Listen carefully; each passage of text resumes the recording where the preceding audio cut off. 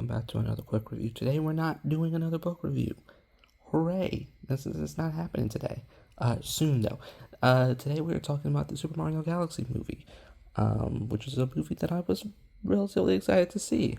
Obviously I saw the first one in theaters 3 years ago. I'm pretty sure I made a quick review on it. I'm positive I did. Um, Obviously we have the sequel to that movie, and let me just say this. It is more of the same, which for some people might not be a good thing. For me, I really enjoyed it. Um, if I'm looking at it from a movie critic's perspective, and I'm not gonna be taking a look at this for too long. From this perspective for too long, I want to look at this from a Nintendo fan's perspective because I think that's more fun. Um, from a movie critic's perspective, it's fine. It's not nothing special. It is a fine kids movie. It's nothing deep. You're not gonna get anything that's make you think introspective. It is a fine kids movie. It's relatively inoffensive. I'm not the biggest fan of some of the story beats. I think they're like Rosalina specifically probably could have been in the story a bit more. And some other things. But for the most part, it's there's nothing that's horribly bad about it. It is a fine kids movie, and that's okay. Now, speaking from a Nintendo fan's perspective, this movie rules, man. This movie's fun. Um, I think the biggest complaint that I have from a perspective of a Nintendo fan is that this is more of a Super Mario 40th anniversary movie than it is a Galaxy movie, which is perfectly fine. I don't mind a 40th anniversary movie. I just wish they didn't market it as Galaxy because I feel like, in regards to that, they didn't do as much with Galaxy that warrants that movie being called that. There's some things in there. There's obviously Rosalina and traveling to different worlds and whatnot, but I don't think that movie does enough to warrant it being called a Galaxy movie. If you know, well, if you understand what I'm saying, you know. But otherwise, I had a ball. The movie is fun. It looks great. It looks even better than the first movie. The first movie is a good looking movie. I watched it. I rewatched it yesterday before going to see the movie today. The first movie is a really good looking movie, and this movie looks even better. I love the characters. I think a lot of the characters are even better in this movie, compared to the previous movie. I love that Mario and Luigi are actually together the entire movie. Yoshi's great. I've never been a big Yoshi person. I've always had a love hate relationship with with that stupid green dinosaur. But Yoshi in this movie is great. Acts as just like an animal companion, just like an animal companion should. I love it. Yoshi was great. I love that we got to dive in more into Peach's backstory, which is something that you don't ever really see in the games. Obviously, Mario games are never really story focused. Like you only see like maybe at most 10 minutes worth of cutscenes in a full Mario game, and that's completely fine because that's not the point of those games.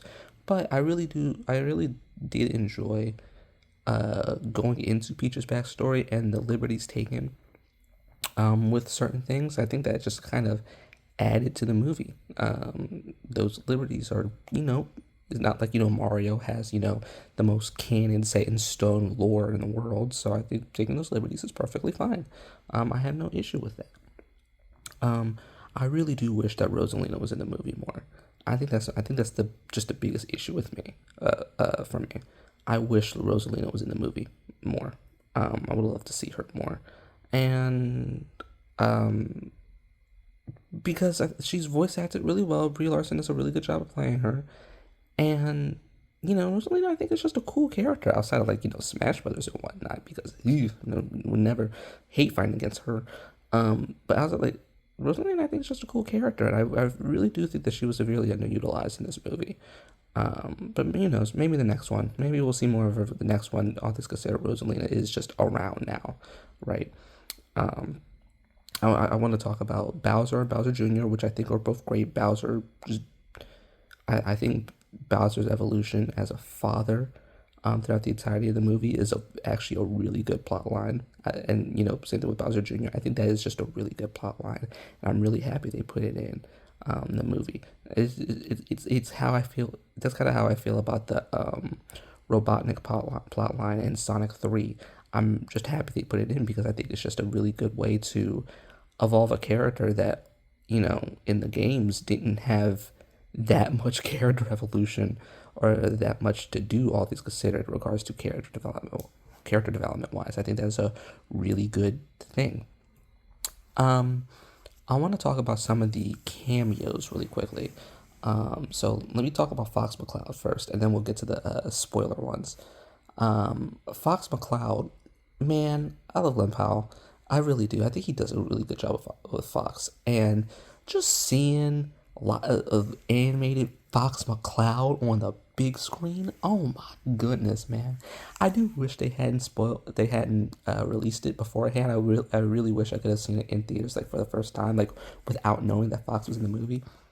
But man, it's so cool. He's so cool. There's so many so many different little Star Fox references that are in there that I absolutely love. I think that's just great. And honestly, and the way that they switch art styles when Fox is explaining his backstory, how he got here. Oh my goodness, it's so good. It's so good. I really wish we get. I really do hope we get a new Star Fox, like a Star Fox movie. I'm pretty sure a Star Fox game just leaked recently, but I really do hope we get a new Star Fox movie soon. And then moving into like the spoilery cameos, the ones that we didn't know about. So no Rob and no Pikmin aside, no Pikmin just because we knew they were in the movie, and that was fine. I'm gonna talk about. Let me talk about Daisy first. Daisy was the most like, yeah. If she doesn't appear in the post credit scene, I'm not sure what Nintendo is doing. She should be like she should have probably been in this movie, realistically speaking. Um, but she's not. Kind of knew Daisy was going to show up. It was inevitable, and I'm glad that she's there. She looks great. She did look great.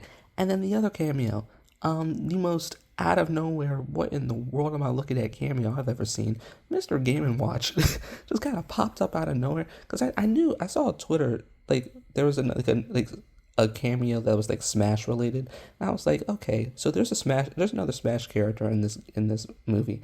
Can't wait to see what it is. Didn't know who it was, and then I just out of nowhere they said that it was random. Out of nowhere, Mr. Game Watch just pops up. I'm like, what in the world? And he just gets bodied immediately. I was like, what in the world? It took me everything in my power to not say something out loud in that theater. That was just surrounded with families. It was crazy, man. It was cool. It was really cool, but it was still crazy.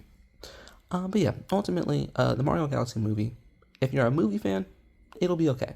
If you're a movie critic, it'll be okay. If you're a Nintendo fan, most likely you will really enjoy it.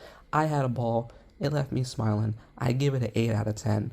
Um, it is a really good movie, and I would highly recommend you go see it just because it's a fun one. It's a fun animated movie, and that's all it really needs to be. So yeah, thank you for watching. I'm excited for the next Mario movie whenever that comes out, and the Zelda movie. We got a live action. We got a Game and Watch on the big screen before on Link Command. I can't believe it. Oh well. Anyways, thank you for watching. See ya. Bye.